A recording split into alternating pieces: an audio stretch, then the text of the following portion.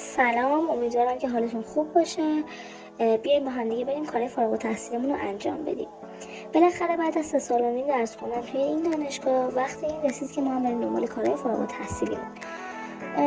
مراحل فارغ التحصیلی به این صورت هستش که شما اول باید بریم چک کنید تاییدیه تحصیلی دارین یا نه. میرین قسمت بایگانی دانشگاهتون پروندهتون رو چک میکنین که تاییدیه تحصیلی دارین یا نه. اگه نداشتین یه گواهی میگیرین و میرین دنبال تاییدیه. حدودا یه هفته 10 روز طول می‌کشه تا این تاییدیه بیاد.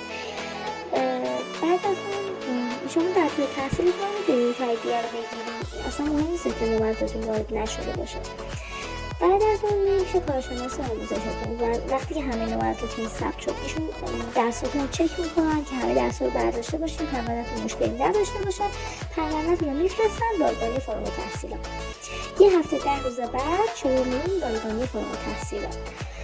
بایگانی بهتون یه برگه میده که برای دختر خانم‌ها 3 تا امضا داره، برای آقا پسر 4 تا به خاطر سربازی. میرین قسمت مختلف دانشگاهتون مثل کتابخونه، حسابداری و صندوق دفاع دانشجویان که صندوق دفاع آخر سر برین به خاطر اینکه باید تصفیه شده باشید.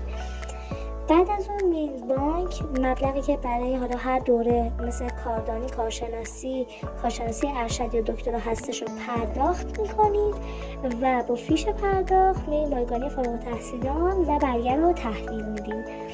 بعد از اون برگه تحویل میدین و بعد مثل مدارک داشته باشین مثل کارت دانشجویی، کارت ملی، شناسنامه، کپیاشون و عکس 3x4 و اینکه 3 ماه کاری مدت طول میکشه که مدرکتون بیاد.